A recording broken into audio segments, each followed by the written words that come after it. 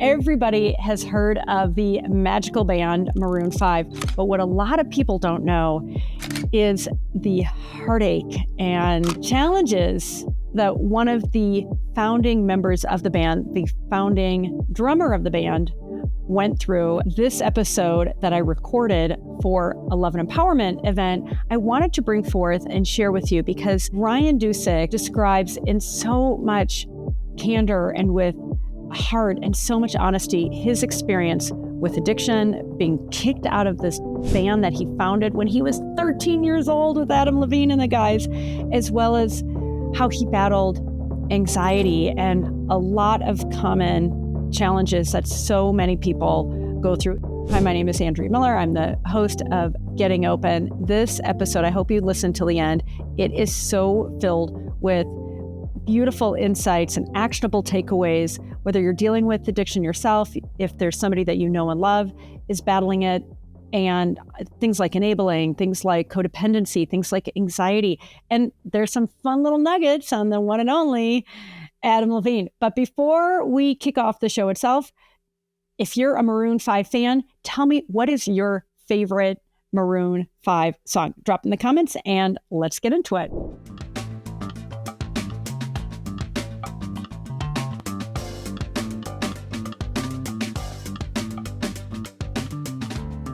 Welcome to another amazing session of the Relationship Fitness Summit. I'm your host, Andrea Miller, and I am joined by my friend, Ryan Dusick.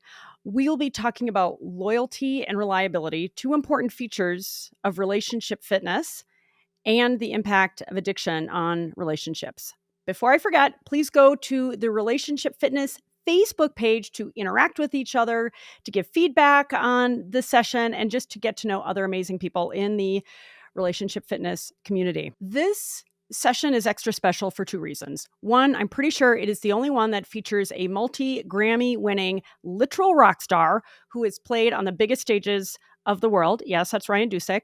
And two, it is super personal to me and Ryan because it deals with something that we've both been deeply and personally impacted by, whether you're going through addiction, you're in recovery, somebody that you love or is close to is battling it. My goal is to really keep it real, to talk about very practical ways to talk to each other about addiction, because we know, I know personally, and Ryan knows personally, just how devastating and even deadly it can be. Ryan Dusick is a founding member and the original drummer of the incredible band Maroon 5. He's a marriage and family therapist, coach, speaker, and author of the beautiful, triumphant book, Harder to Breathe, a memoir of making Maroon 5, losing it all, and finding recovery. As well, he's the host of the really cool Harder to Breathe podcast. Welcome, Ryan. Thank you, Andrea. It's great to be here. You started when I think you were 13, along with Adam Levine and your bandmates. You guys started a band as young teenagers. It took, I think, 10, 11 years for you guys to become one of the most famous, popular bands in the world. You won Best New Band as a Grammy, and you experienced some challenges and setbacks, as anybody does who has the ambitions that you and your bandmates had, and during that time, some things were going wrong inside of you, and you had a condition that literally prevented you from being able to do your job as a drummer. You weren't able to drum anymore, like a lot of famous artists experience. It was a lot of pressure. And so you started dabbling in substances and so forth. And so your journey into addiction started. And while you were at the highest of highs, you and your bandmates agreed you couldn't stay in the band. So as you say, like, you just experienced also the lowest of lows while Maroon 5, Adam and Jesse in the group continued to tour and print best-selling albums. You had to find your way out of addiction. And that journey took, remind me, 8 or 9 years. Was that about right? Maybe a little longer? Almost a decade. of my life. Yes. Yeah, and in part, I want to emphasize this because even at the very beginning of your book, what was arresting for me as somebody that comes from a family of addiction, I talk about my own workaholism, which is no joke, dude. I mean, it's like it's real, and you talk so beautifully and bravely and openly at the very beginning of your book. You were willing to reveal all these really like super personal and hard to read details in the spirit of service to other addicts. And I get chills even saying these words, because when I think about the story of your downfall and your ultimate triumph, which we'll talk about in our session, how you did it, right? Because that's what everybody needs to hear is you can hit the rock bottom of addiction and you can not only come back, you can triumph. So let's start with talking about you hit that rock bottom. Will you just share what it took and what that turning point was for you as an addict to start a real journey to recovery? And I'd love for you just to even share some of the setbacks, because let's face it, and I've seen this with my own mom when she went through recovery, it was a lot of one step forward, three step back, two step forward, five steps back. So just share that experience of what it was like, if you don't mind to start with. Well, it's interesting. When I started recovery in 2016 from alcoholism and addiction, as well as pretty severe anxiety disorder and depression, and just the trauma of everything that I'd gone through on the road, um, a lot of the people around me would comment, it seems like, wow, you just started this journey of recovery, and from day one, you were just the most exemplary student of recovery and did everything right and never had a relapse and all that. And I would chuckle to myself because they weren't taking into account the 1,000 times before that I had tried and failed before I'd really figured out what recovery was all about. As you said earlier, I was struggling through my demons for about a decade of my life. And during that time, I was really grieving the loss of my identity in leaving the band and leaving the thing that I had spent the previous decade of my life building with my best friends, with my collaborators, my teammates, my family, really. And having to walk away from that just really sent me into a tailspin of depression and panic disorder, and using alcohol and other things to try to cope with that. And as that disease, sort of progresses over time, you start coming up with all of these rationalizations of how you have control over it. And I would take breaks and I would say, well, I'm swearing off it, or I'm only going to drink on the weekends. All the stories, the age-old tales of addicts sort of in denial, trying to convince themselves that they don't have a problem. And so when you take that into account, like I quit drinking probably 100 times, maybe more. And every single time I ended up back drinking. So it wasn't that when I really went into recovery in 2016 that I was this perfect student of recovery. It was that I had tried everything else. I had tried to fool myself and rationalize every way that I wasn't an addict. And finally, I'd been humbled so much that I had to come to a place of acceptance.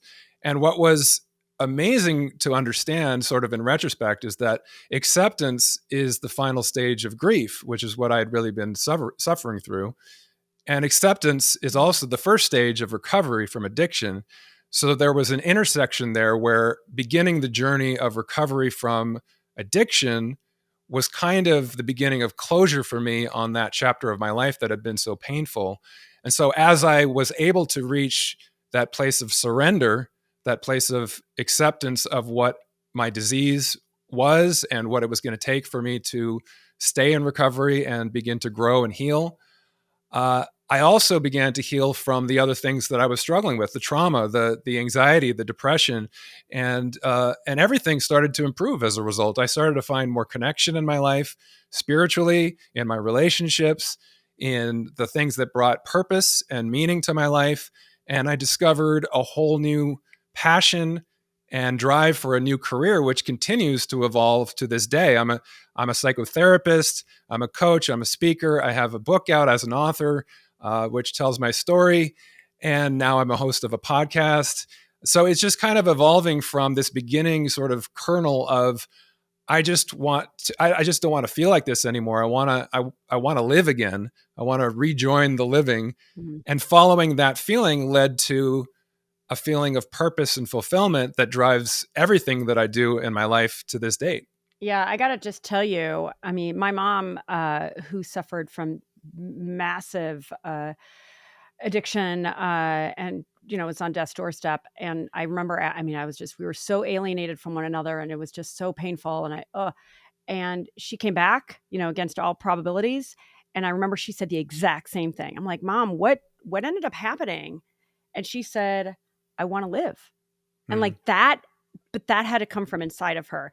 So thanks for that overview. Just rewind a little bit, Ryan. What treatment did you do? And did you do AA? And just talk about, and I love that you're like, oh shit, like it took a bunch of times of getting it wrong and having the courage and fortitude to keep going and being humbled. I think humble is such an important part of it. But talk about the specific things that you did, if you don't mind, that worked for you, and frankly, what didn't work for you.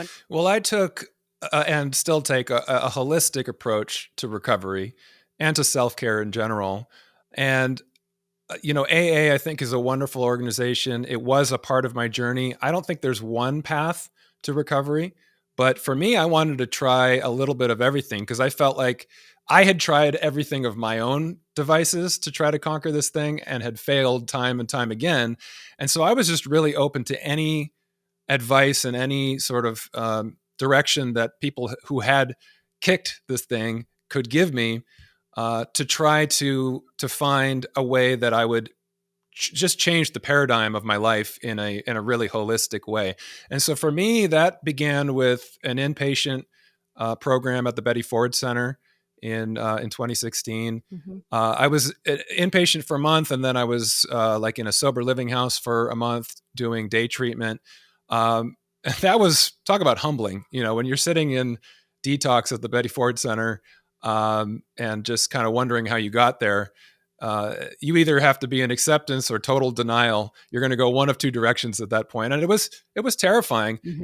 Just the first couple of days, not knowing what this thing recovery would look like, but just knowing that I didn't want to go back to the way I'd been living.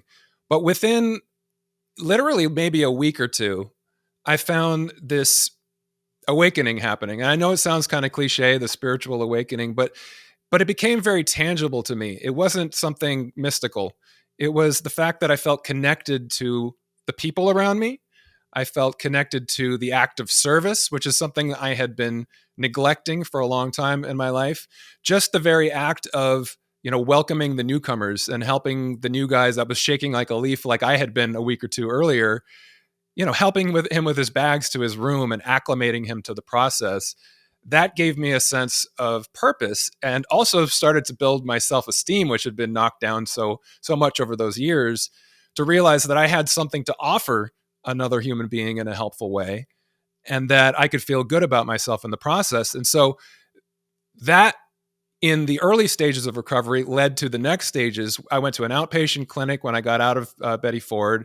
That led to me volunteering at that outpatient clinic for 2 years of my life, just continuing that service, being a support to the newcomers, telling my story, and just having compassion for others. That was something that was very foreign to me in my addiction, because addiction is a disease of self-obsession, right? So I had spent so much time worrying on a day-to-day basis how I was feeling and whether or not I was, in the right chemical state to get through my day, or whether my anxiety or my depression was manageable with whatever drink or pill I could take at that moment, that just being able to get out of self and be of service to others was a powerful tool for reconnecting with life, reconnecting with people, with a sense of purpose. And so that was the driving force. That was really the biggest thing in my recovery, the most helpful and meaningful thing. I did the 12 steps. I got a sponsor. I worked that program. At a certain point, I was sponsoring other people as well.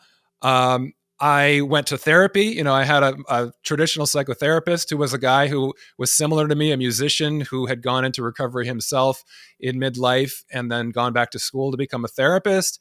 I did you name it, I did it. Self-care was like changing the way that I ate, exercise, making sure that I was treating my body and my mind and my spirit with love and compassion. I just really had to change everything about the way that I had been living to tell myself that I was worthy and deserving of that kind of love and Yeah, compassion. yeah. Mm. And that just kind of evolved into this newfound purpose that was more a part of my identity in a holistic way. I wanted to take this new passion for mental health, for psychology, for recovery, and apply it not just as part of my own recovery, but as a purpose in my career. So I went back to school. I got a degree, a master's degree in clinical psychology. I became a therapist. All of that was really just an extension of my own recovery. It felt almost like not just grad school for psychology, but grad school for my own recovery from addiction and anxiety disorder, because I was having to sort of conquer a lot of fears in the process of doing that, going from having panic attacks every day and drinking till I passed out on my couch every night to standing up in front of a class and giving a lecture on mindfulness. I mean, that turnaround just seemed like an absolute impossibility. And to be doing that was so empowering. And it really changed for me the way that I approached dealing with challenges in life, because I looked at now, if something was kind of scary or even terrifying and induced those feelings of anxiety, I realized that was something to conquer. In that fear was a challenge that offered opportunity and growth. And if I just were able to walk into it and walk through it, there was a lot that I was going to gain in terms of self-confidence and wisdom that I could take forward with me into the next challenge and have more confidence approaching things that were scary in the future. So it just became sort of my motto. It's like, if I'm feeling that fear, if I'm feeling that anxiety, that's where I want to be. I mean, there's so much in that story that is just so compelling. And you said it a few minutes ago. I do want to underscore that, I mean, for years, it was pass out, blackout drunk. And you have a wonderful life partner, Sean, who you talk a lot about in the book, and just her not knowing where you were, and just, I mean, like less than zero stuff, folks. I mean, like really just kind of this wasn't just a few extra drinks on the side, like bad, right? And just how you were able to overcome that, and were so insistent with yourself that you would, and now the fact that you found this purpose and are in service is so beautiful. I want to rewind to a couple of things. One, will you just tell that there's a little story you talk about in the book about, there was somebody, I think you were in your first or second week at the Betty Ford Clinic, and you had an opportunity to speak or share, and you were hesitant to do so, but somebody really encouraged you. Will you just share that little story? Sometimes it's just like that one person can make such a difference in somebody's life, even if it's a stranger. Yeah, let me even give you the setup a little bit more for that story, because there were a lot of stories in the book that I ended up cutting or editing out for space. It was pretty long. The second draft was pretty long, so before it went to print, I had to cut it down a bit. And some of the sort of drunkalogs, as we call them, those horrible stories of being wasted or having these meltdowns. When you've heard one of them, you don't need to hear 10 of them. But there was one that's applicable here. And this was one of the last times where I was trying to white knuckle it myself and just not drink, even though I had no handle on this thing and I had no program of recovery. It was a family event, which we did every year of my life since I was a baby. A Passover Seder at sort of the patriarch of our family's house, where we would go around and everyone would read a passage at the Seder. And normally I would look forward to that. Even in my drinking days, I'd have a drink in my hand and I'd read sort of, charmingly from the Passover Seder. Well, I think you have an English accent. Whoa, what's happening? Well, I was my alcoholism. One of the ways that I rationalized it was that I thought I was a very sophisticated drinker. As long as it was like an expensive glass of a cognac or something, then it wasn't a problem, because these are the kind of crazy things that we come up with as alcoholics to justify our behavior. But anyway, so this particular and then you're more charming, right? Right. Yeah. Totally. Yeah, I thought I was the best version of myself when I was drunk. I thought I was outgoing and funny and clever and all those things. Yeah. And at one point, maybe I was, but I could tell you at the end, I definitely was not. So at the end of my drinking, I was trying to abstain at this particular event. But I was shaking like a leaf. I was basically on the verge of a panic attack when I got there. And as they were going around to read, I realized like my hands were shaking. I was sure my voice was going to warble, and I started having a real panic attack. So I excused myself and went into another room, and I was out there for a while. And finally, at a certain point, my dad came to try to find me because no one knew where I went. And he found me, and I was just like in a full-on panic attack, like crying and shaking. And I basically just had to leave. I couldn't deal with it. I couldn't go back out and face my family in that condition, my extended family. So that was one of the last things that was really humbling and mortifying of what, not just my addiction, but the level of the mental health struggle that I was going through had gotten to. And so now fast forward to being at Betty Ford, and the first week or two, just getting my legs underneath me, just starting to feel like I got the addiction out of my system enough to be present, but still having a lot of anxiety and just trying to get through each day. Every morning we had a lecture in the lecture hall, and this one morning we walk in, and they start asking, who wants to read from the big book to start this lecture, and the big book of AA. And one of the guys at the front goes, "Hey Ryan, you want to read from the big book?" And I was like, "No, definitely not." I was like, last time this didn't go so well.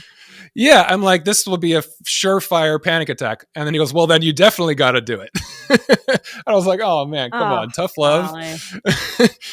So what am I going to do in front of everyone? They kind of usher me up there, and I open up the book. I'm at the podium in front of probably 100, 150 people in the lecture hall at the Betty Ford Center. And I start reading, and I notice right off the bat, my voice is starting to warble.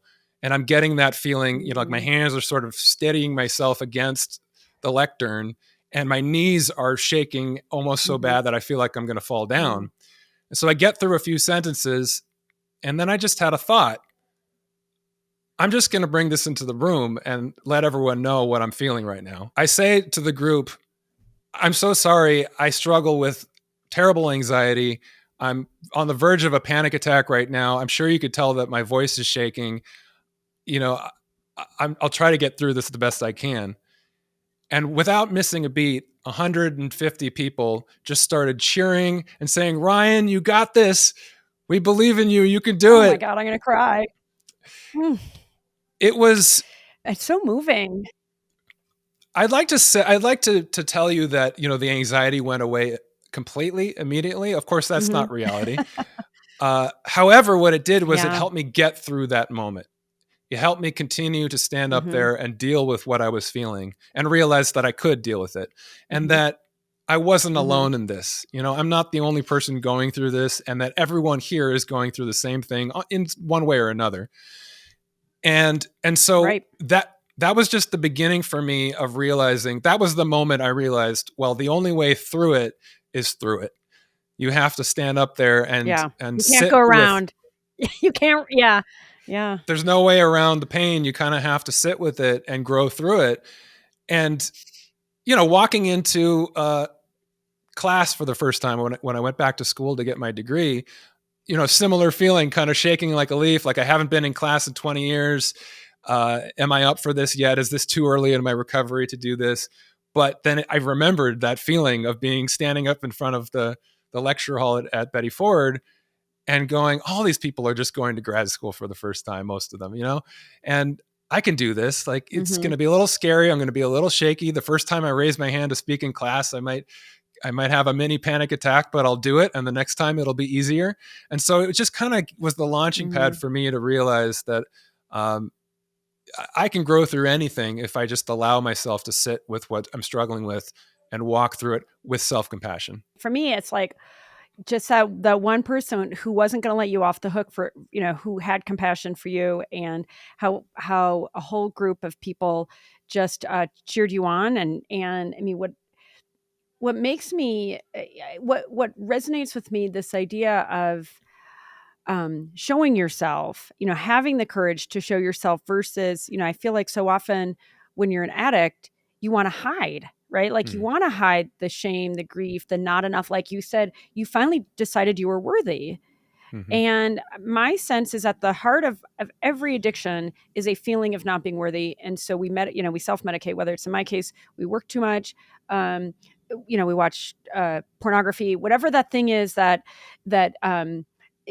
feels like it's a temporary escape. It is to mask that pain, and it's so freaking scary to take the mask off, right? And that feels like that willingness to say, I'm going to show up as me, is one of the greatest things we can do for ourselves. I want to rewind. You talked a moment ago about grief, how you had to overcome the grief of losing your identity.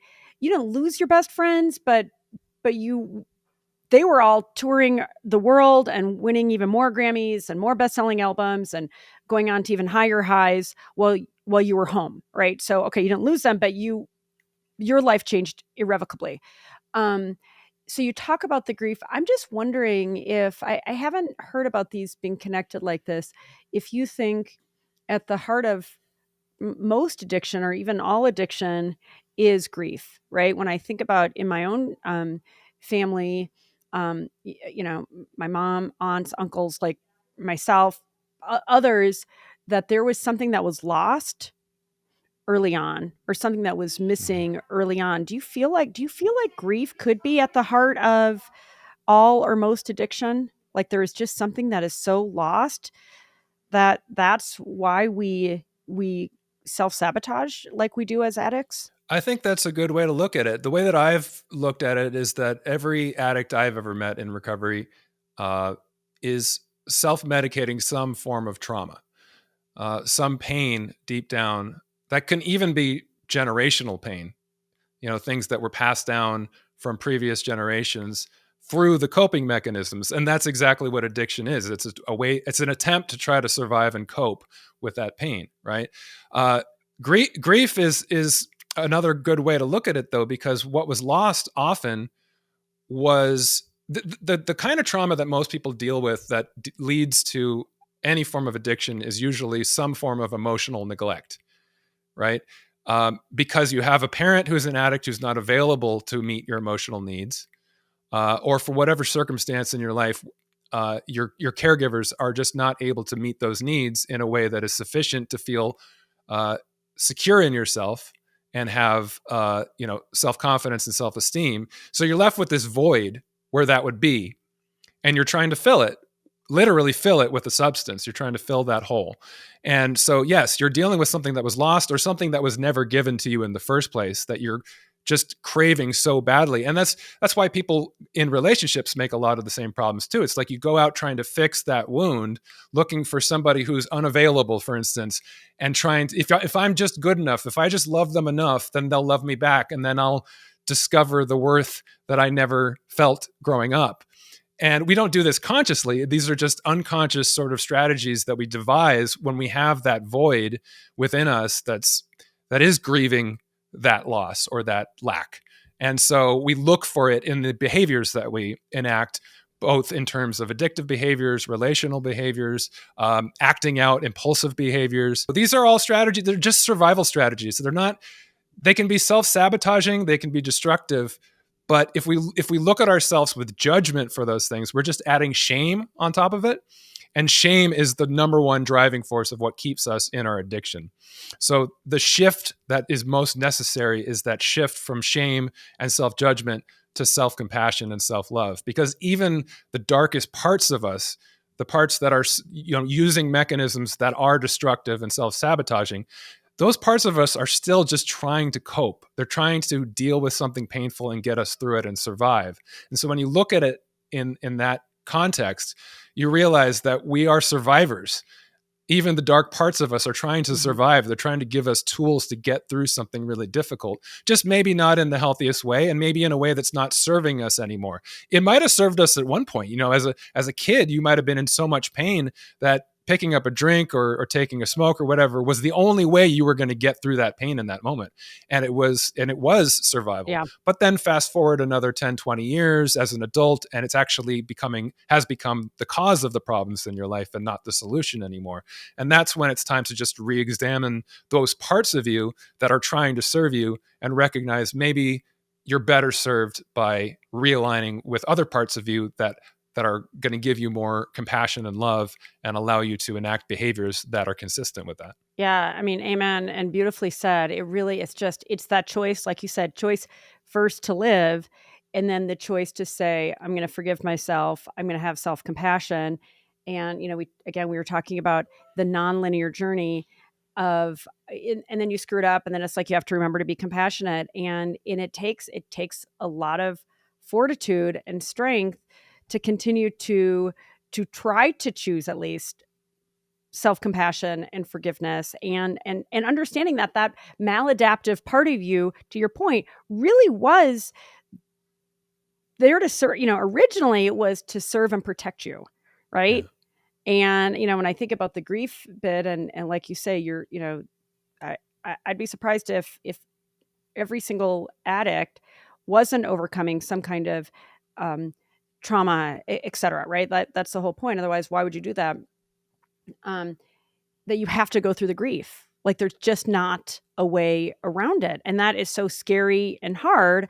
And I think it's also why a number of addicts continue to relapse, right? Because they somehow or other, they're just not able to go through and deal with that grief. And like you described, ultimately surrender and realize that they are actually worthy of love and compassion. So you described a really beautiful holistic approach.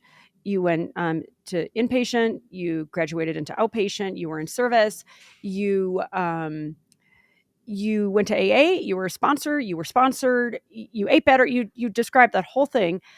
Are there other techniques, whether they're friends of yours that are in recovery, or people that you've observed, or people that you've treated, that are either a little different, or that you're just like, wow, you know what? I didn't even try it, but that's amazing. Like, I would just love if there are any other, like psychedelics, deep meditation. Are there other techniques that you've seen that you would encourage our listeners and viewers to try?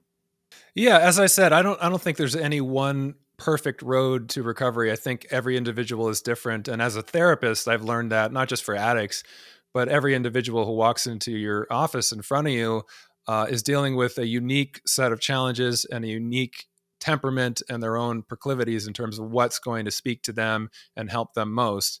Um, there are other organizations other than AA and the 12 steps. There's Refuge Recovery, there's Smart Recovery.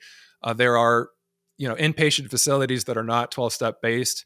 The outpatient facility that I went to was actually not a 12-step place. It was a CBT based, cognitive behavioral therapy, where we worked on the thoughts and the conditioning around addiction, because addiction starts out as a coping mechanism, but it becomes a conditioned behavior, and that's why people relapse so much, is because it's so deeply ingrained and so positively reinforced as the way to solve the problem, that Mm-hmm. you have to rework the behavioral aspect and the cognitive aspect in order to find a replacement for that conditioning.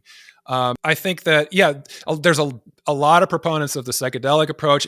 As an addict, I'm a little bit wary of that. I'll admit my bias, just because it's like replacing one substance with, you think the answer to your problems is going to be another substance. That may be a bias based upon the AA in me speaking.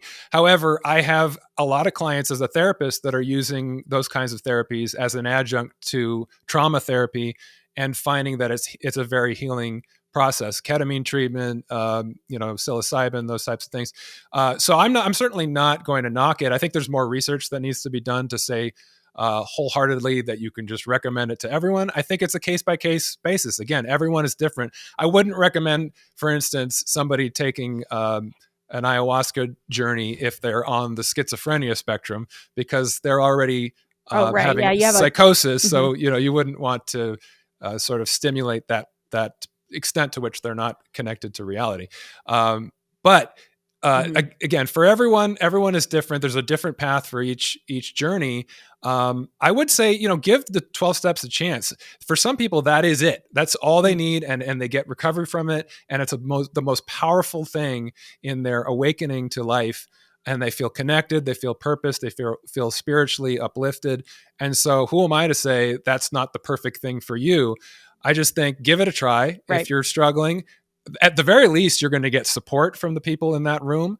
You're going to have a place to go where you know you're going to be able to maintain your sobriety at least for an hour, and you're going to have just some sort of accountability to show up and be a part of being of service to your peers. So in that way, it's wonderful. And we have a saying in the 12 steps. It's like, take what's helpful and leave the rest. You might hear one thing that somebody says that changes your whole attitude that day, and you realize, I'm still on this path. I want to stay sober. And there's 10 other things that you say, well, I didn't relate to that so much. So it's everyone's journey to walk on their own. I just felt, for me, the holistic approach of just really looking at every element of my life and seeing how I can adjust it to be conducive to health in mind, body, and spirit was going to be the best way to make sure that I was on the path. I love that. And when I think about the accountability and the keeping it real that comes with the 12-step program, that's compelling. So yeah, I agree that there are different paths for everybody. And in fact, what I was going to say is, I've heard a number of addicts just talk about the importance of exercise, right? And it's like, when you're starting to feel that anxiety in your chest, or the crazy thoughts in your head, and it's like, all right, I got to go for a run, and I got to go now, or I got to go for a swim. I got to change my physical state. It feels like exercise can be a little bit of the unsung hero. And I know it's like, oh God, the last thing you want to do is exercise. And yet, when you think about changing your physiological state, activating those good neurotransmitters, serotonin and dopamine and so forth, that such a simple act, dedicating yourself to that every day, maybe multiple times a day, can be part of the bridge to recovery as well. Did you find exercise as something that was pretty helpful to you, and do you still exercise, if so? Absolutely. Early in recovery, I mean, not having that crutch of alcohol, which would sort of bring the anxiety down a notch when it was working, I just found that I had so much nervous energy running through me all day early in recovery. And so I would go to the gym multiple times a day and just try to sweat it out. Yeah. And it was helpful. And yeah, you're right. There's a chemical change happening when you quit. Your brain is coming back online, and it's figuring out how to find that balance and create its own neurotransmitters, which you were relying on substances to do that for you. When you remove that, your brain tries to find homeostasis again. It's going to try to find that balance of those chemicals, and it needs that little push. It needs that natural high that comes from exercise and nourishing your body in other ways. And so I think, look, when you're in early recovery, you need something to replace that high with a natural high. So wherever you're going to get that, if it's something that's not going to kill you in that moment, it's better than the thing that was going to kill you, right? In time, you'll find more balance. I think working out 3 times a day was not sustainable for me, but it was necessary early on. Now it's just more a part of my program. To build the bridge. Right. And I found that I play sports. I go and I play softball every weekend. That's a part of my self-care, both as an exercise, but also just connecting to my inner child and enjoying being on the ball field with a bunch of guys and girls and running and throwing and hitting. But I also, even if I have just 20 minutes in the morning when I'm getting ready to go to work, if I can just do some push-ups and sit-ups, get on the elliptical or just sweat for a minute, that is so helpful just to get those juices flowing, get those endorphins going, and put you in the right headspace. I think it's an important part. Look, addicts can take anything to an extreme, so it is important to be mindful of the thing that you are relying on. Right, the workaholism you mentioned, that's a very common one. You end one addiction and then you kind of invest into something else, whether it be work or sex or gambling or shopping. That's a big one too, exercise. Right? Yeah. And exercise. Yeah. And that's kind of where I was going with that. It's like, I see it a lot, and it looks really healthy at first. It's like you see someone getting in really good shape. They drop some pounds and they're building muscle and they feel good about it. It's a high but then all of a sudden, fast forward a year of doing that and they're worn out and they're injuring themselves, or they're just burning the candle at both ends between the work and then always at the gym when they're not at work. And it's like, okay, even that can end up being a problem. And so balance is sort of the it comes into the equation with everything, not just in addiction, but in the way that we think and behave in every aspect of our life. We have to find that balance eventually where it's the Goldilocks thing. It's not too much and not too little, just the right amount. And every person is different. For some people, they need more stimulation than others, and some people need more rest than others. But finding what is the healthy sweet spot for you in finding a way to be most productive, most functional in a way that's nourishing you and empowering you and not starting to sort of wear you down.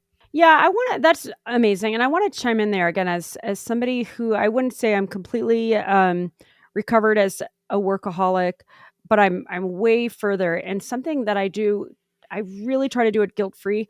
I give myself an hour or two every morning for self-care. I write in my journal, I drink tea, I do intensive meditations. And I say this for everybody else who's, in whatever phase of recovery they're in.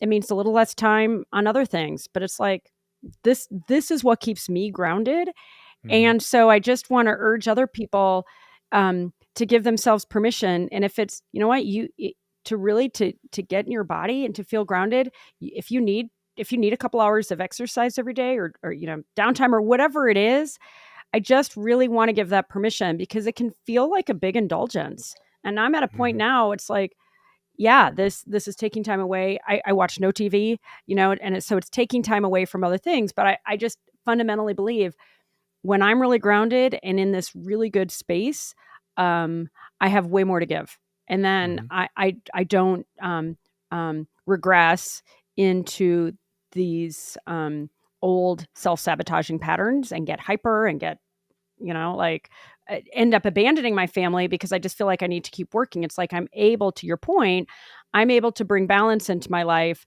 because I'm willing to practice that self-care and really invest in it. And like an hour or two every day, that's no Yeah. joke. Like that's real for a working mom. Whew, Yeah. like that's a real investment. But I don't, I mean, now I used to be like, oh, I'll just try to do like 15, 20 minutes. Like, let me just try to squeeze it in. Now I'm like, you know what? I'm not squeezing anything in. Right. I'm going to go to sleep earlier so that I can do this for myself and my life is so much better. I want to come back one last thing before we kind of pivot into reliability and loyalty. Some of the unsung heroes of relationship fitness. Will you talk a little bit about the role that your parents and Sean, your life partner, played, and maybe your bandmates?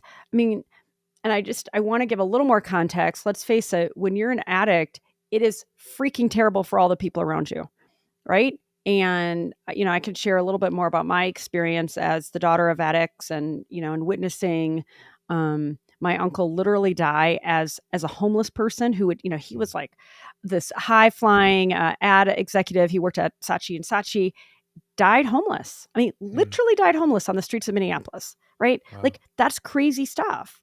And and to see I was a lot younger and not as close to him, but the the efforts that my parents made and my cousins and aunts and uncles, all these people really tried to help. He ultimately, unlike you and my mom, he didn't have that voice inside that says, I want to live. And I really want to give this context because it can be so hard to know what to do as a family member. Do you go down with the other person? How much tough love, right? So talk about the role that others in your life played, and maybe even if they really pissed you off, where you understood that they actually were doing the right thing, maybe by saying, you know what, Ryan, enough, we're done with you. I don't even know I'm making that up, but go ahead, please. Uh, I didn't really experience that in terms of people confronting me a lot or anger and conflict. Um, I think because of the nature of my addiction, my personality, and my family enmeshment, I think that for me,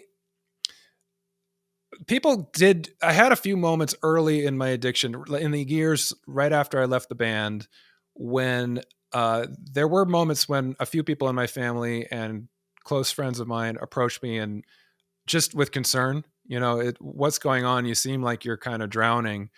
Um, and I didn't like that at all. I was not going to stand for that, to have people concerned about me or to be the sort of like the black sheep that was, people were wondering when right. So I shifted very quickly at that point into, I have to hide this a lot better, and that's another addict thing that we do, and my parents and my family, God bless them, they're very supportive, very loving people. I think they were probably willing to accept the facade that I was putting on in terms of protecting them from how bad it really was. I'm surprised to this day when I talk about it with people who were around during that time in my life, that a lot of them didn't really know the extent of it or how bad it was, that I was suffering through it on my own. The only person who really, even Sean, I don't know that she really knew the depths of it. I mean, she was with me and could see the ways in which I was struggling. But even at the end, I was hiding it from her as well. And that's when I kind of really knew that it was a problem, because she was so accepting, and even, I think she would say, even enabling to a certain degree, because we had this sort of codependent relationship. And we had been together for a long time, and we had been through some really high highs and some really low lows together. And so we were just kind of enmeshed in this very supportive relationship. Felt supportive, but looking back on it, it was probably, well, and she wanted to be loyal to you. Exactly. Right? I mean, and she was loyal to you, and maybe loyal to a fault. Well, that's a nice segue into the conversation about loyalty, because it depends on what you mean by loyalty as to whether it's a virtue or not. If you're talking about being loyal in that context to someone enough to say, I'm not going to stand by and see you kill yourself, that's pretty loyal. If you're going to say, I'm going to stand by you and support you no matter what you're going through and how much you're destroying yourself, me, our relationship, everything in your life, is that loyalty? Or is that enabling and or just being a doormat, and accepting someone at their worst and not treating you the way you deserve to be treated? So we need to define these terms a bit in terms of what we mean by being loyal to someone.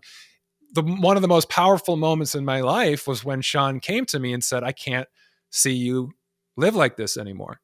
I can't see you kill yourself like this. And it was after a long time of that going unsaid. And I was ready to hear it. I think she probably understood at that moment that I was ready to hear it. And it wasn't judgmental. It wasn't angry. It was really just, and it was in a moment when she had every right to be angry, to be honest with you, because I had I'd gone to the studio to make some music. I had said I'd be back at a certain hour. She was going to make dinner. Next thing I know, I'm waking up, passed out at my desk. And I look up and it's like 2 hours after I said I was going to be home. I had no intention of drinking that day, but that was the state of my addiction at that point. I went to a liquor store. I got some vodka. I started drinking. I passed out. And I wake up and look at my phone and there's just text message and missed call one after another from Sean. Where the hell are you? What's going on? So when I got home, she had every right to be angry, to be furious, to read me the riot act, but instead it was just concern. It was just like, I don't know what's going on, but I know that I can't help you. And that even if it means the end of our relationship, even if this shift in the dynamic of you going into recovery means that we don't work anymore, I'd rather see that for you and you get healthy than continue to see you in this state and living this way and killing yourself. And so I had no more illusions at that point. It was like, here's the person who can see me most clearly, who's most close to me, who knows what's going on. I had been feeling all those things myself. I was just still in denial and couldn't really get over that hump to a place of acceptance that that's what I was dealing with.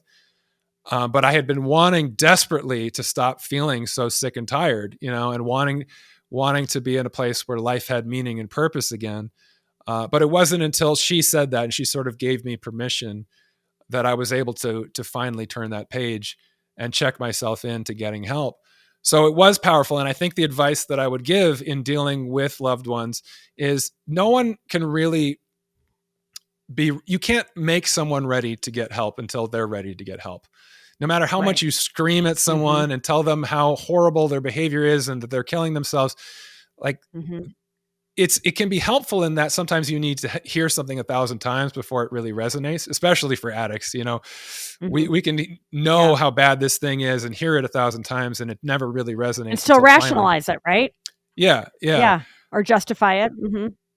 I think the most important thing with any mental health challenge in dealing with a loved one is to come from a place of compassion and wanting to understand. And obviously, most importantly, of not enabling, showing up without Yeah. judgment, without enabling, and just offering support for their recovery. In other words, saying, look, I don't know what's going on. Can you explain it to me? What are you dealing with? Because I don't understand it. Offering somebody the opportunity to talk about what they're carrying around, because so much of what we struggle with is feeling like we're alone in what we're dealing with. We have this pain inside that we think nobody's Yeah. going to understand. And if somebody reprimands us or Well, tells and that us we're that, embarrassed about, that we're trying to hide, right? I mean, right, so it gets compounded.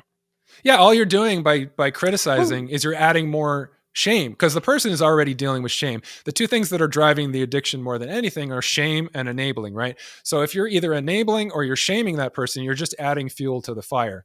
But if you're giving them the opportunity to feel not judged, but to feel empathy and compassion, and just sharing, look, I'm here for you if you want to help yourself. I don't know what that means. I don't know what you're going through, yeah. but if you want help, I can help you get help.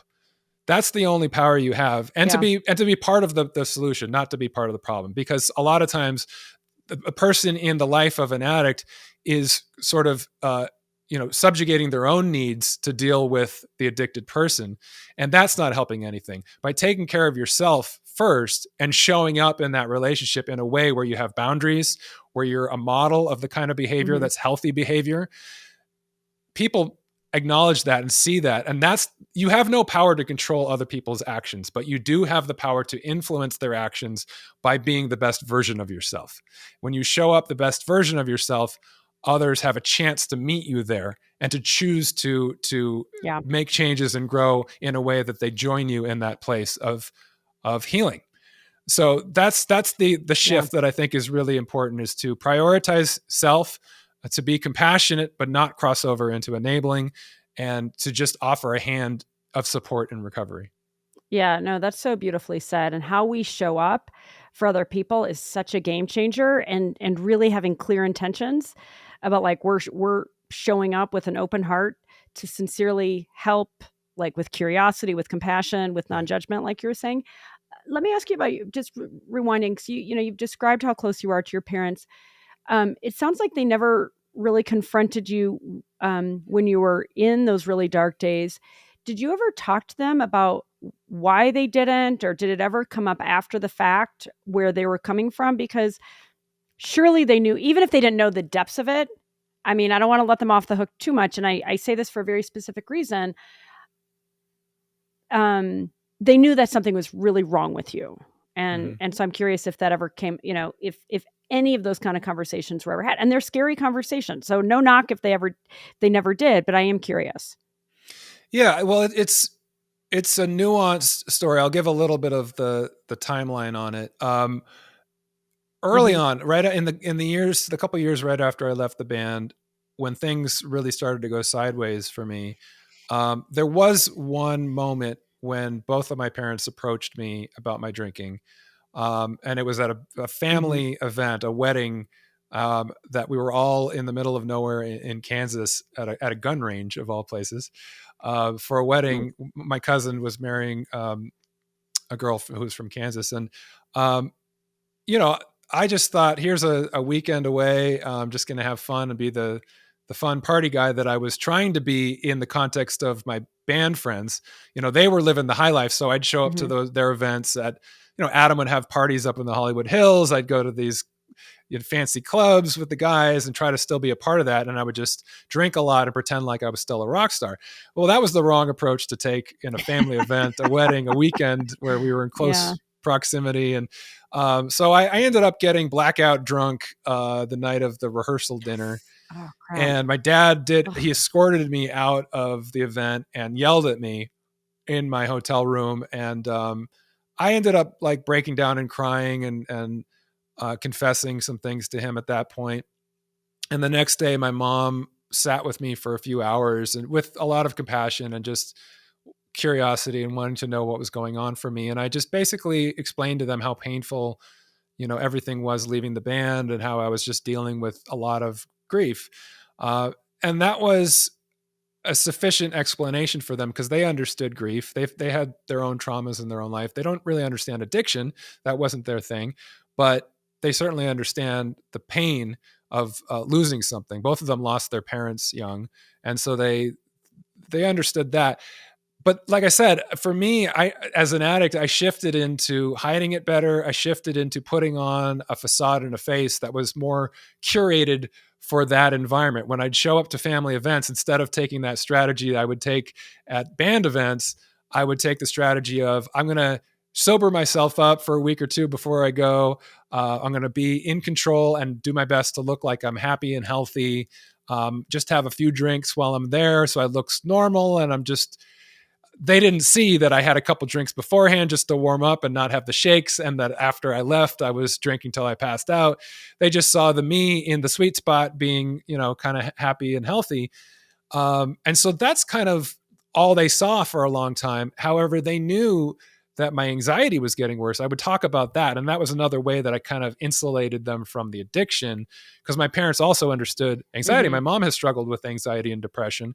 So I would talk to them about that, and they would give me advice on that.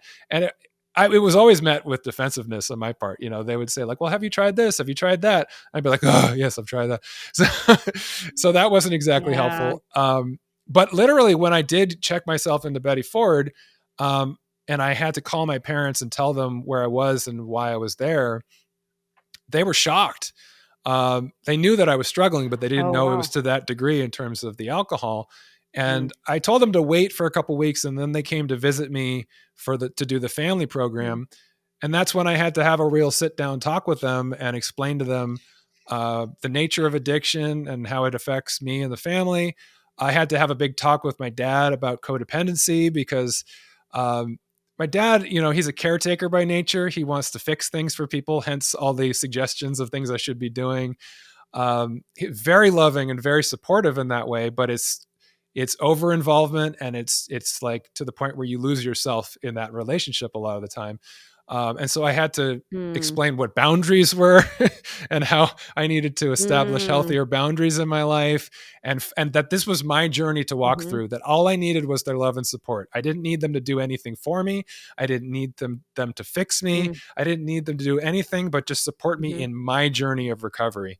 And they were wonderful in that. I mean, they showed up every time I took a cake celebrating my sobriety.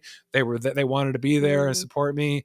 Just any way that, so that's the kind of love and support that I'm talking about. It's just removing the judgment, being a part of the solution. Yeah, a lot of people don't have very that. lucky. Let's do this. You and I were chatting about just like a little kind of mini exercise that I'd love for you to walk me through, or for us to talk through together. And I emphasize this. I think I shared with you in our kind of prep back and forth. I just found out recently, I have an aunt that died, very anorexic, was really taken out by addiction way too young. It's so heartbreaking even to say these words.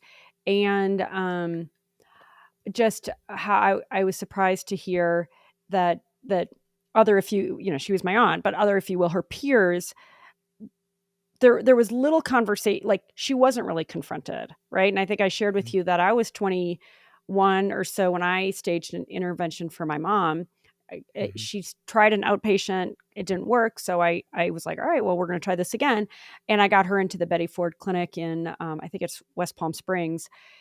And so I have, like, suddenly my mind is back to the family visit, right? Going there as, and brought my brother and my sister, and just, oh man, it hits really close to home for me, and how hard those discussions are, and how I was the only one, even at that young age. It was really hard for my dad. And I had others that were willing to, they could see it happening, but nobody else was really willing to take the lead. And, and I've had a discussion or two back even to the loyalty thing, a discussion or two with others that I'm close to. I'm thinking back to a friend that I felt like drank too much. And you don't want to come from a place of judgment. Like, that's the last thing you want to do, because that comes through. Like, to your point, you want to come from a place of concern.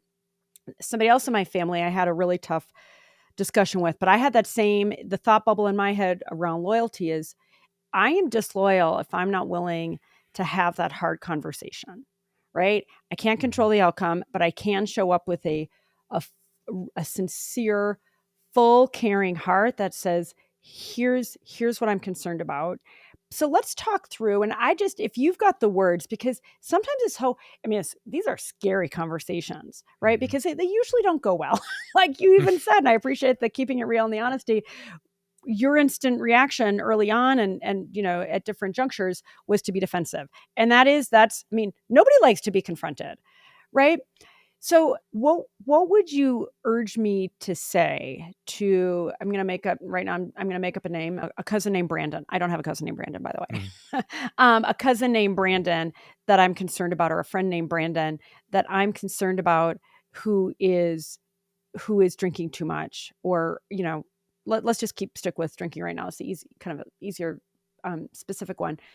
What should I say? And how would you approach it if you were me? Well, for starters, having an attitude of concern and empathy is the starting point. Walking into that conversation from a place of compassion and from a place of not assuming that you know what's going on with them, right? That curiosity. I need to learn more about what is going on with them, because we don't really know what's going on with someone until they open up and talk about it, right? We're not mind readers. And the greatest gift that you can give to a loved one is that opportunity for them to unload something that they've been carrying with them, whatever has been driving that pain and that addiction. So I think for starters, it's just a statement of concern and a question of, how you doing? Are you okay? Because that's disarming, right? Like if the start of a conversation with a loved one is, I see that you're drinking too much.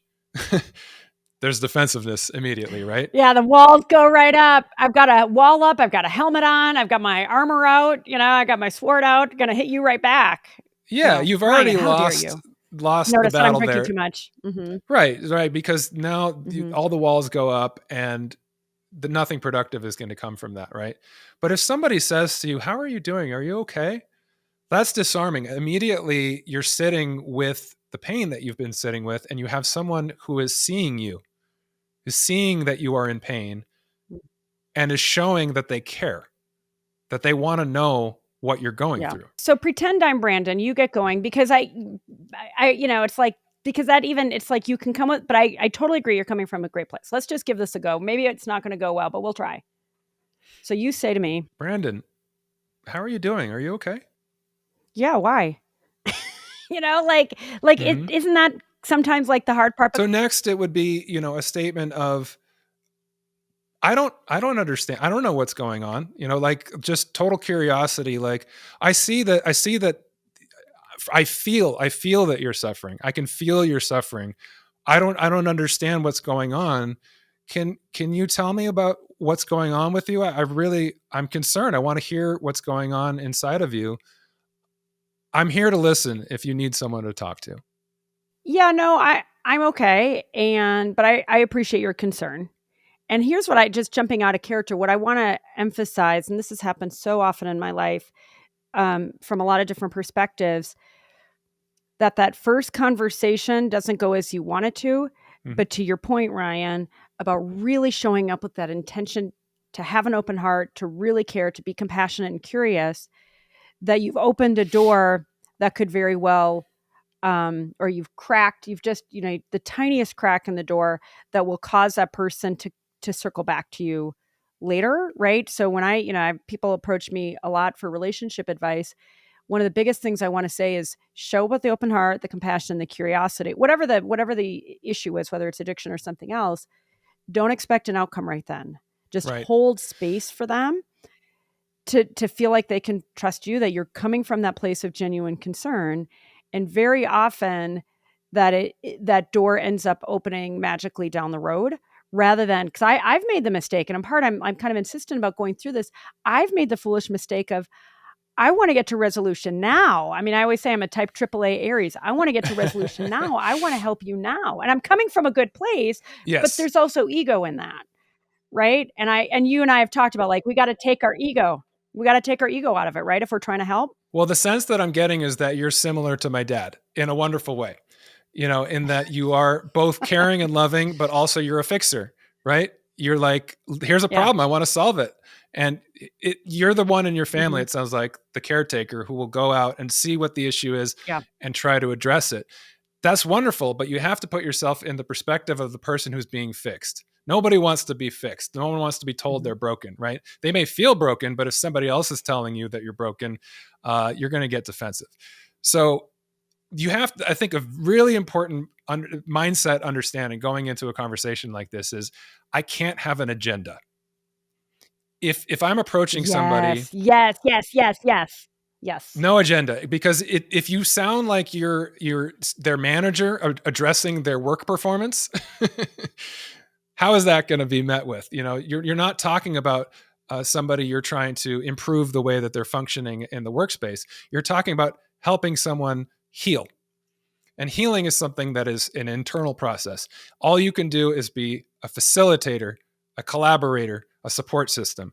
So there's no agenda. If your agenda is, I would love to see this person get into an inpatient facility, I would love to see them go to AA, you're already 3 steps down the line that you have absolutely no control over, right? That person is going to be able to do that for themselves when they have the awareness and the wherewithal to do it, or they're not. You telling them to do that is going to have no impact. It's probably only going to send them further into defensiveness and not wanting to do what you're saying. So there's no agenda other than, I'm giving you an opportunity here. I'm giving you a caring ear. I'm giving you empathy and showing you that you're not alone. Because when you feel like you're not alone, that Mm-hmm. opens a crack in the door. That makes you realize, well, maybe if I do ask for help, maybe if I do reach out, somebody will understand and somebody will be able to help me walk through the pain that I'm walking through. So that's the only thing that can be productive, is showing up in that way and not jumping to fixing. And that applies to any kind of relationship, and in particular in romantic relationships.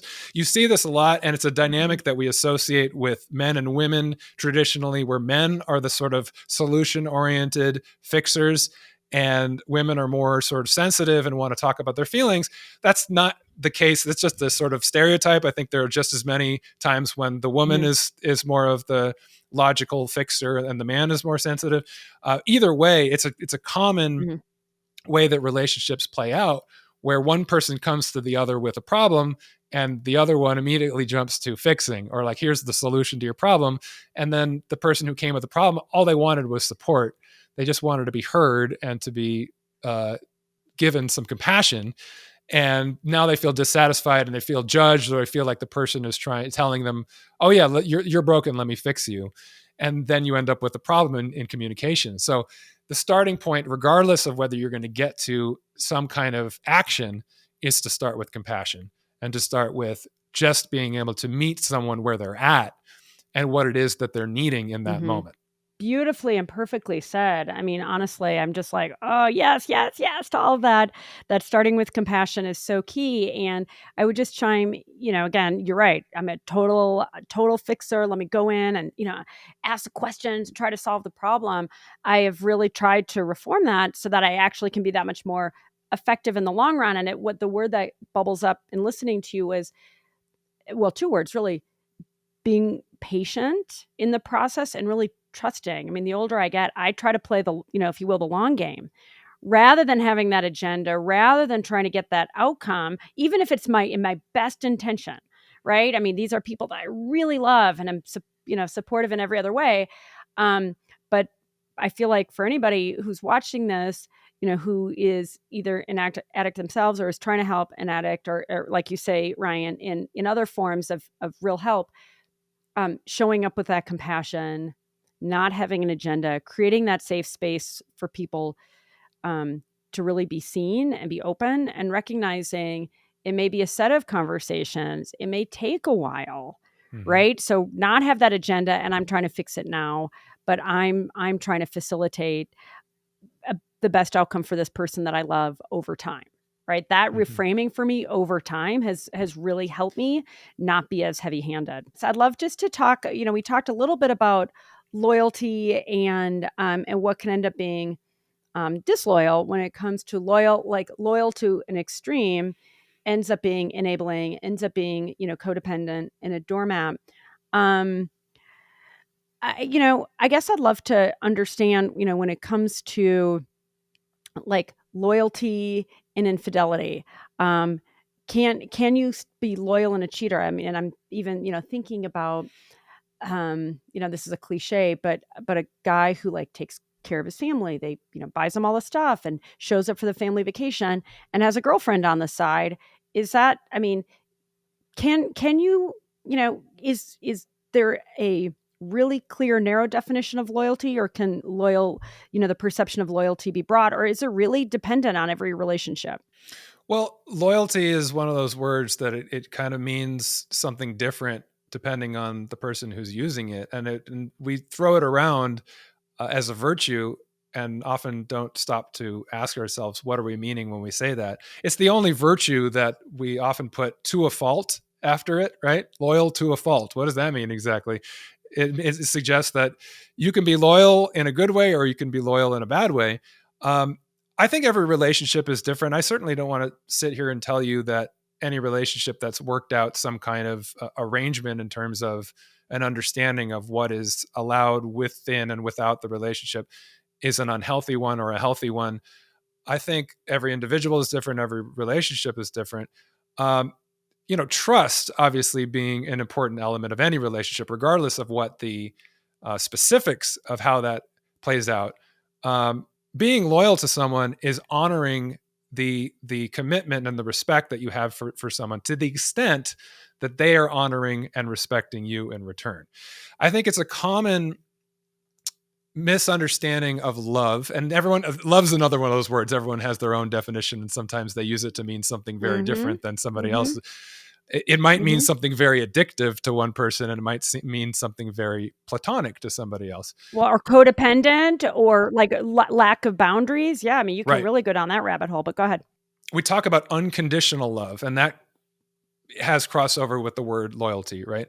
I believe, and this is just me, there's only one form of unconditional love, and that is parental love. Ideally, the relationship between baby, child, infant, and parent should be unconditional in both directions, because the baby can't do anything to deserve love other than exist. They're born into the world. The parent's job is to love it unconditionally, and in return, the child loves the parent unconditionally because it's their everything. It's their provider of their emotional needs, their literal physical needs, their protection, their safety, everything. So that's unconditional love. I personally believe every relationship in our life after that is conditional. Because if you're giving someone Mm, 100% loyalty and unconditional love and they're not meeting you in the same way, if they're not mm, offering you the same kind of respect, uh, then is that loyalty deserved? And therefore, is it healthy for you to be giving that kind of mm, commitment to someone who's not giving it back? Now, commitment can mean a lot of different things to a mm-hmm. lot of different people. My relationship is a non-traditional one. We're not married. So I think that you have to really ask yourself, like, what are the conditions under which I'm willing to be loyal to this person? To what extent am I willing to be committed to this person? And I think that there are conditions based upon someone respecting you and honoring what you want and deserve in that relationship. And if they're not, does that person deserve your loyalty and your commitment anymore? You answer that for me. I can't tell you how to answer that, but it goes back Yeah. to that question of is loyalty sometimes to a degree that's not healthy or undeserved. I love that. I think it's beautifully framed. And what's coming to my mind, one of the wise people in my life who's also participating in the summit is Harville Hendricks, and I remember him talking years ago about in the context of loyalty, where somebody maybe having an affair with a man with his assistant, and while the woman is having an affair with her work, right? It's Right. like, there is some disloyal, you could say they're both being disloyal because they're prioritizing somebody outside of the relationship.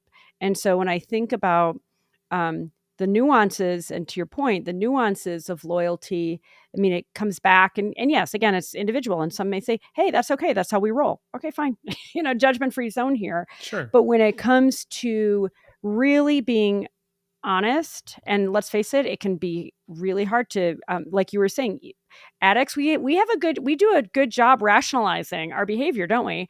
But I really want to raise how, this idea of, in air quotes, disloyalty, or not being, entirely faithful to somebody else. It doesn't necessarily have to be sexual. Sometimes it can be emotional, and it doesn't have to be with another person.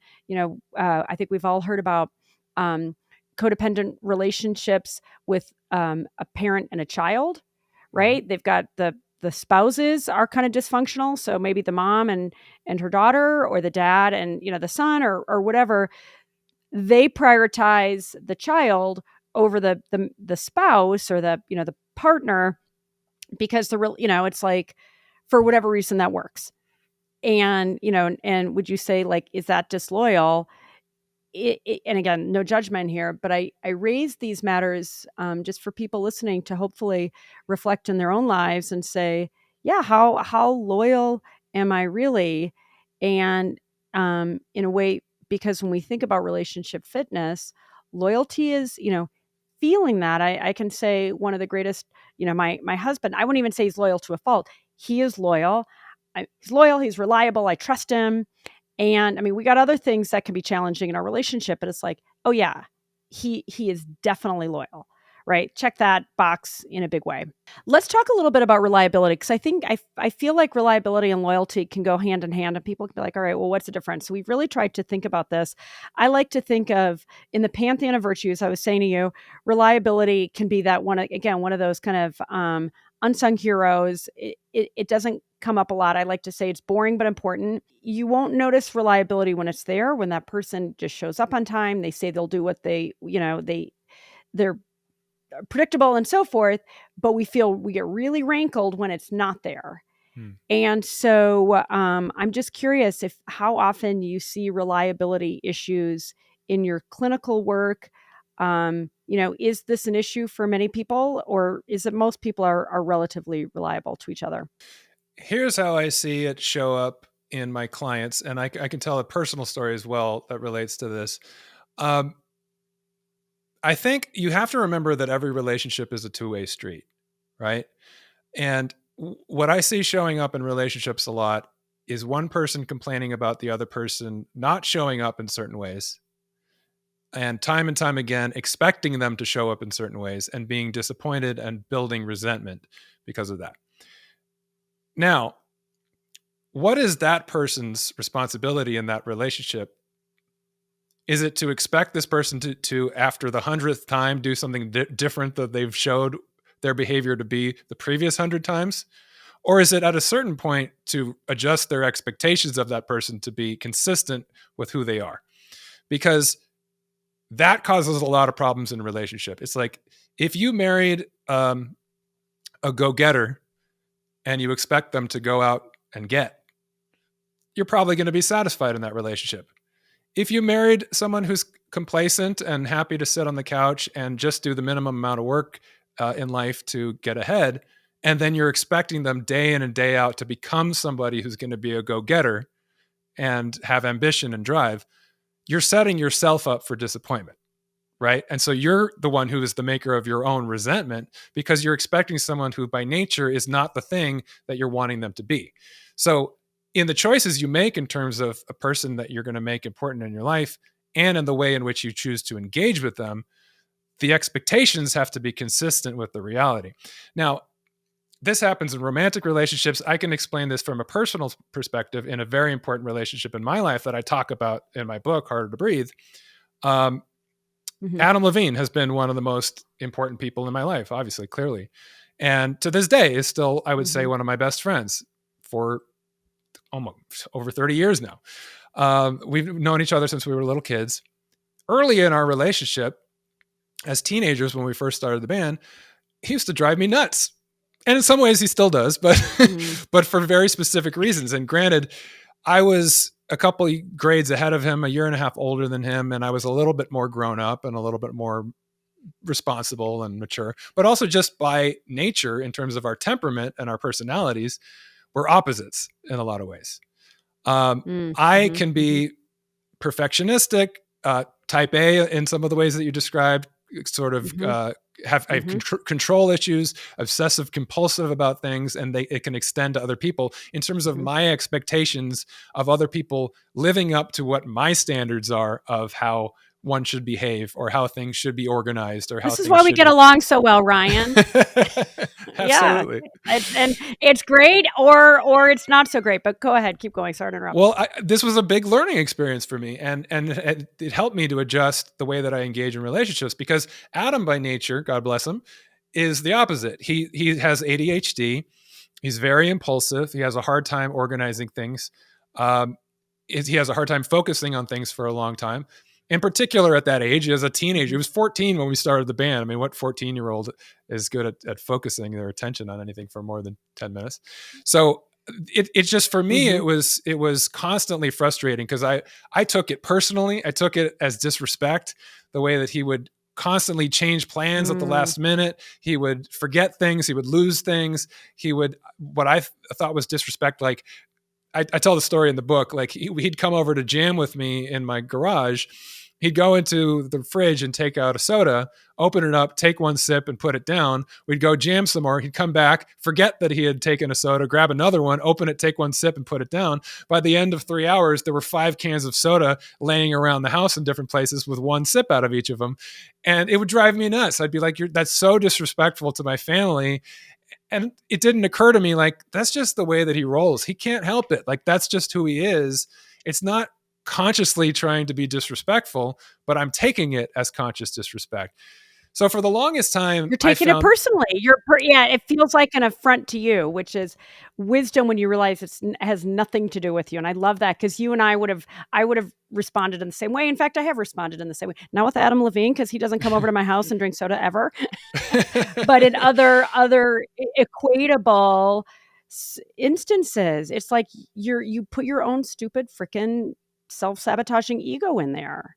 Yeah. So I really genuinely love this story. All right, keep going. So up until the age, like, I don't know, my early 20s, I would have defined Adam as totally unreliable, as somebody I can't depend on, who's, just completely consumed with his own needs and doesn't think about the needs of others.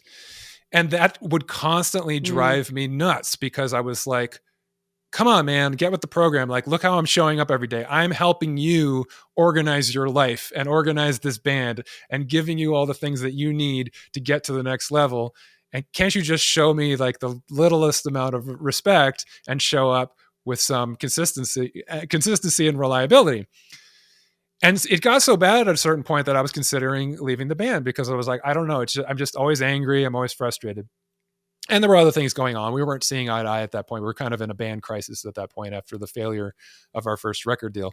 But I don't know how I had the sort of emotional maturity at that point in my life, because in other aspects I didn't, but in this regard I did. I had a sort of moment of clarity where I recognized that I was the maker of my own misery to a large extent in this regard, because I was constantly having expectations that Adam was not capable of meeting.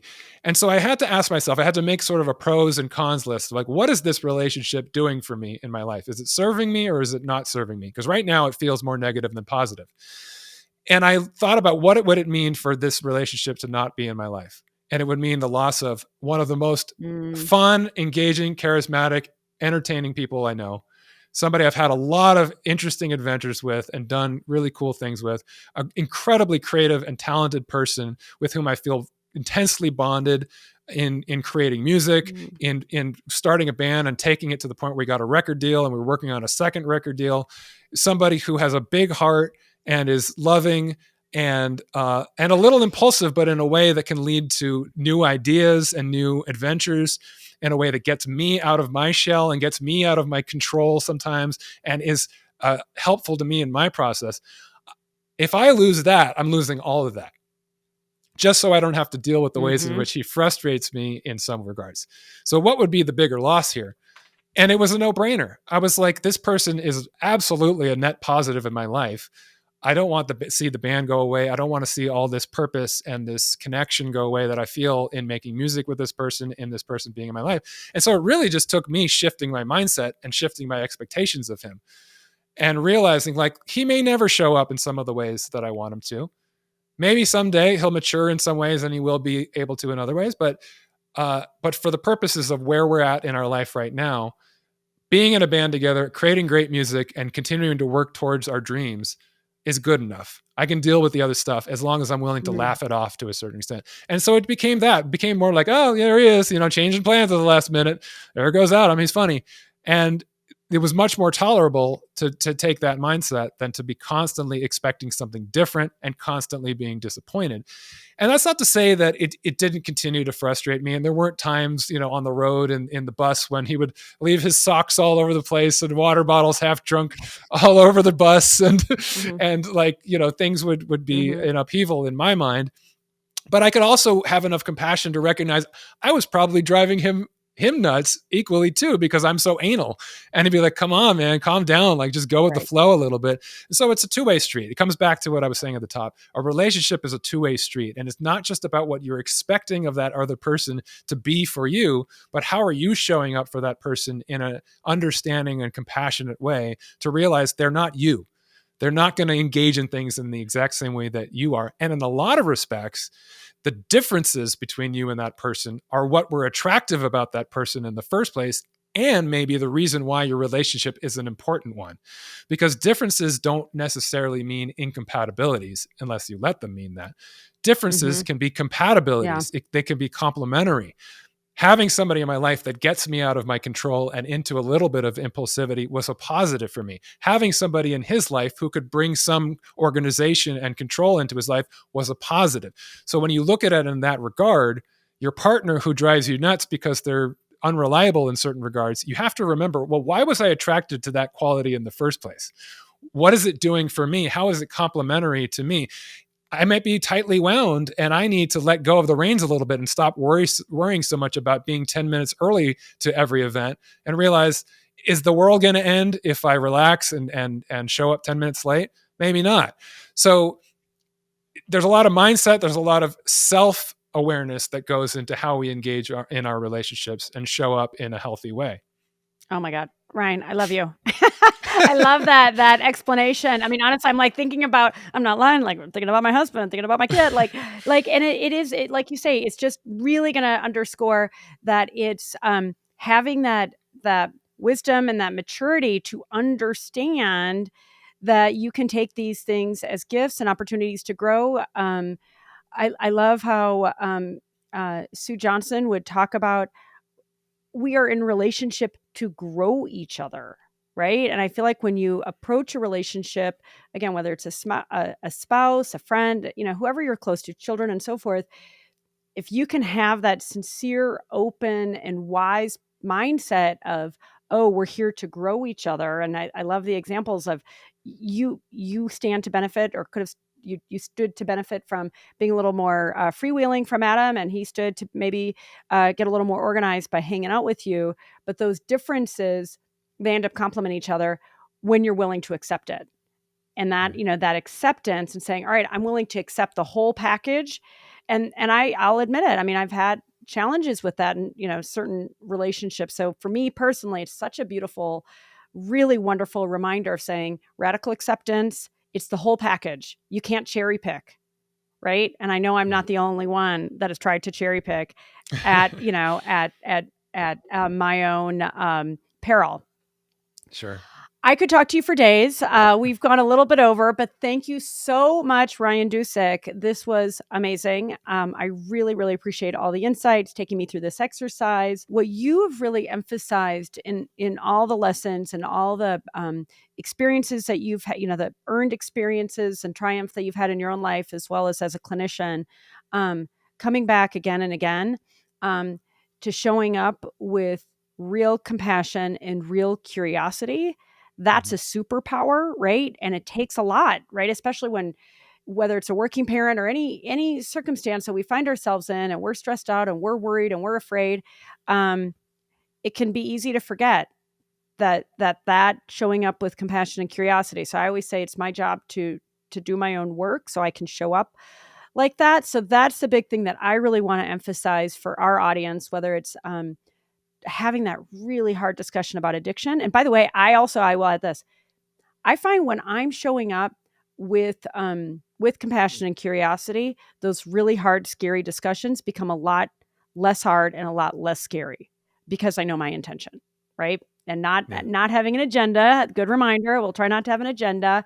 So those are my two big takeaways from this episode. Compassion and curiosity triumph always in any circumstance in building relationship fitness. And when we're really sincerely trying to help, showing up without an agenda, and so going hand in hand with curiosity and compassion, that practice is really setting those clear intentions. And again, for me, whether it's as a leader of an organization, as a mom, as a sister, daughter, wife, etc. So that's my big takeaway. What do you really want to emphasize, if anything else, before we wrap up? Well, I love that you focused on curiosity and compassion as the main themes, because that kind of is the through line of everything that we talked about. And when we talk about curiosity, Yeah. I think for a lot of people, the first thing you think of is staying curious, being open to new ideas. And while that's a really important aspect of curiosity, curiosity starts with being curious about ourselves, looking inward with curiosity, right? Having self-awareness of what our intentions are, what our issues are, the things that we need to work on.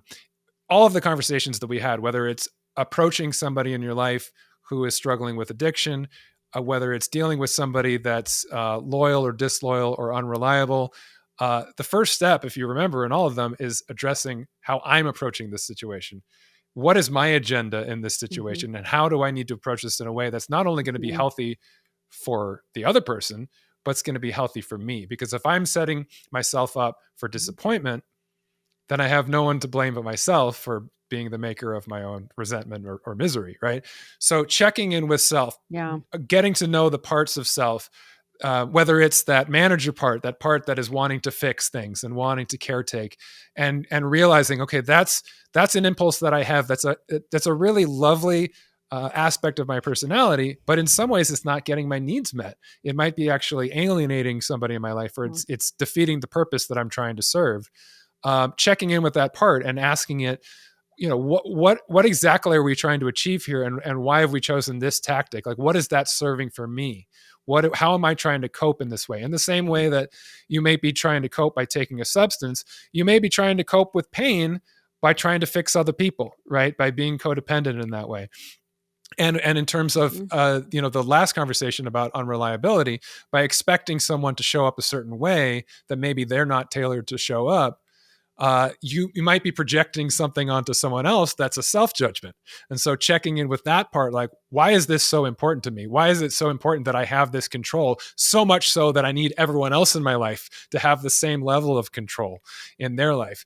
And so having that self-awareness, checking it, looking at those parts with curiosity is the first step in aligning our behavior with our best intentions, with the things that we actually want for ourselves in our lives and in our relationships. And then we're able to walk into relationships and other things with that curiosity and compassion.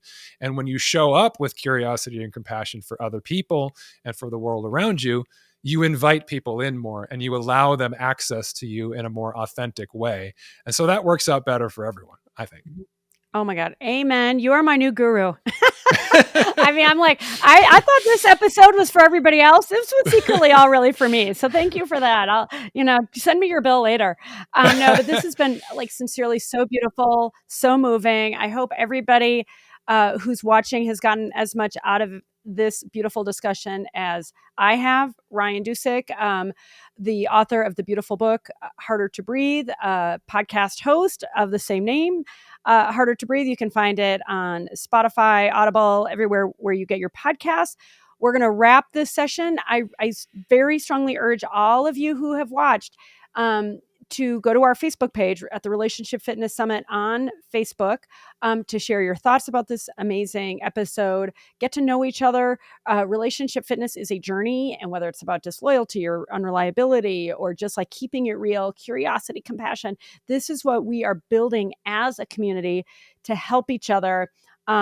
Because this isn't a one-shot, it's a practice, and it's a beautiful transformative practice that we're so excited to be engaging in with all of you. And that's a wrap. Ryan, thank you very much. Oh, I hope you love that episode as much as I did. I so appreciate Ryan's empathy and profound thoughtfulness and caring and depth. Whew. Okay, as always, if you are not following or subscribed to the show, please do so. I don't want you to miss an episode. And honestly, my team and I bring you Getting Open with our full hearts. We don't want you to miss it ever. With that, we'll see you next time. Thank you for tuning in.